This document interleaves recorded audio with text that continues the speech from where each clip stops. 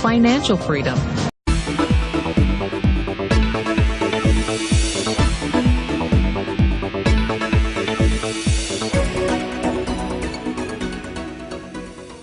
Hi, my name's PJ, and welcome to our short presentation. Have you ever wondered how the rich keep getting richer while broke people stay broke and the middle class seems to be shrinking? Well, this isn't nearly as mysterious as it may appear when you examine the specific differences in how broke people, the middle class, and the rich spend their money. Now, this is such a simple concept, yet so profound, it nearly knocked me out of my chair when I finally understood it. I'm going to show you exactly how the rich spend their money, and you can evaluate for yourself why they keep getting richer and the broke keep getting broker, and why the middle class remains so stressed out. Now, to get started, I'd like to review some financial terms we'll be using during this presentation.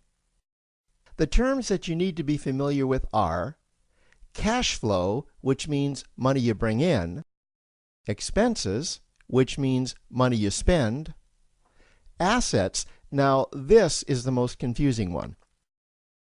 You're probably familiar with the traditional definition of an asset, which is something you own or have equity in.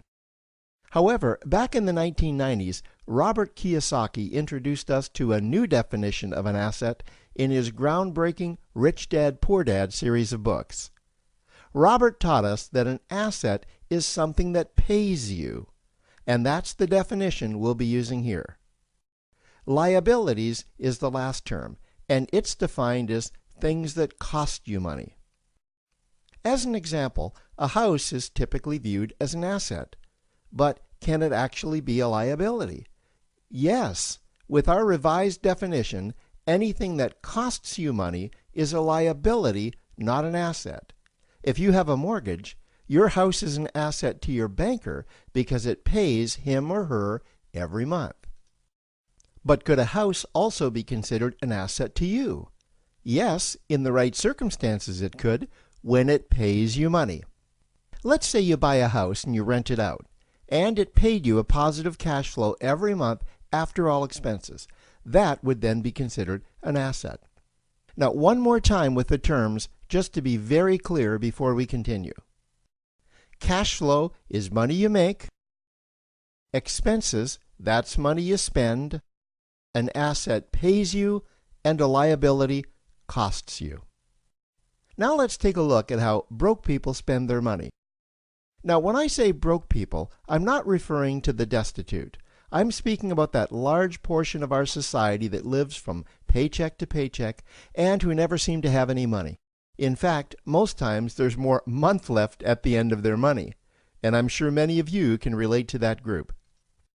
On payday, broke people buy what I'm going to call stuff. Well, what's stuff? Well, that's inexpensive things that people buy that they don't really need to survive. You go into someone's house and you can't find any counter or tabletop space in the whole house because of all the stuff on it. Their house and their cars are full and cluttered with stuff. Well, where do they get all this stuff? They buy it at the flea market, at the garage sale, at the dollar store, at the craft show. So cash flow comes in, and then it goes straight out the expense column to buy stuff. You see, broke people never really educate themselves on assets and liabilities. They justify buying all of this stuff by claiming that it costs so little. But over the years, it's all they ever have. The problem is their cash flow never produced or created more cash flow. Now, please understand, I'm not undermining or taking any shots at this or any group. I just see a lot of financial difficulty out there, and it really doesn't need to be that way. Creating wealth isn't a mystery, it's a formula. The only reason someone doesn't create wealth is because they either don't know the formula or they don't apply the formula. Now let's take a look at the middle class. The middle class is the group that society mistakenly thinks are rich. They're not. Yes, they typically earn a six-figure income, and many of them appear rich, but it's what they buy with their money that keeps them prisoners of the middle class. What they typically buy are liabilities. Remember the definition of a liability? Things that cost you. By buying liabilities, the money gets pushed up and out their expense column. Liabilities are items like cars, boats, houses, airplanes, credit card debt. Now let's see just how this happens. The middle class gets a nice paycheck, let's say $10,000 for the month. They then split that down the middle and they pay their monthly expenses with half, and with the other half, they make a down payment on a new car. The car costs $5,000 down, and after they add on the insurance and the maintenance, that liability now costs $1,100 new dollars every single month. A few months go by, and they want a boat, then a vacation home, a Rolex watch on their credit card, a vacation on their credit card. And before you know it, their liabilities have raised their expense levels to near or above their income levels. They actually spend equal to or more than they make. Meaning that they have to go to work and make a certain amount of money every single month just to cover their liabilities. The other important issue with both broke people and the middle class is that normally all of their cash flow is dependent on their own effort. Meaning that they've educated themselves to exchange their knowledge and expertise for someone's money. Also, the money they earn is usually the highest taxed form of income. Here's an example. An attorney is knowledgeable about law, so people pay him or her in exchange for that knowledge on an hourly basis. The problem here is that if the attorney isn't sharing that knowledge with a client, then the attorney isn't making any money. This causes lots of stress and anxiety in their lives, and if you ever ask them to take an afternoon off to play golf with you, well, they very rarely can because of how much money it'll cost them to take that time off. On the surface, life's pretty good. The reality is that it's a roller coaster ride. That's the middle class. Now, I know this group very well because for a great deal of my adult life, that was me. Now let's take a look at how the rich people spend their money. Rich people acquire assets. Again, an asset is something that pays you. If you want to become rich, buy assets that earn you more money. The money cycle looks like this. Acquire assets that produce cash flow, invest the profits to acquire more assets that produce more cash flow, invest those profits to acquire more assets that produce more cash flow. The rich spend their money and acquire things that produce more money. Here are a few examples of assets that produce more money. Investments are the obvious ones: stocks, bonds, real estate. Education is another asset.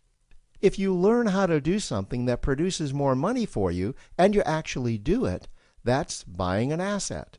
There's a great quote that goes, "If you think education is expensive, you should see how expensive stupidity is." Another example of assets you can acquire that pay you are cash-generating opportunities, especially those opportunities that can create a passive cash flow. Passive meaning that once you build it up, the money continues to flow whether you're still building it or not. Here's a small example. Let's suppose you bought a pinball machine and you put it in a barber shop, and you don't spend any of the profits. You save them until you can buy another pinball machine and put it in another barber shop. This, by the way, was Warren Buffett's first business. If you don't know who Warren Buffett is, he's one of the top 2 richest men in America. The rich are extremely eager to find those passive cash-generating opportunities because those opportunities continue to pay them month after month, year after year, long after they've stopped working the opportunity. You know, I see this happen again and again with successful entrepreneurs. They find a passive cash flow stream that they build up, and it continues to pay them month after month, year after year. They then take those profits and multiply them in another passive cash generating opportunity, and then again in another. In conclusion, here's what I've learned over the years. You can't find these passive cash generating opportunities unless you're open to hearing about them. Then, once you find them, you must be willing to see what fits you and then act. Now, the reason I say this is that I once answered a hokey little ad that I ended up generating 7 figures from, simply because I answered that ad and then took action.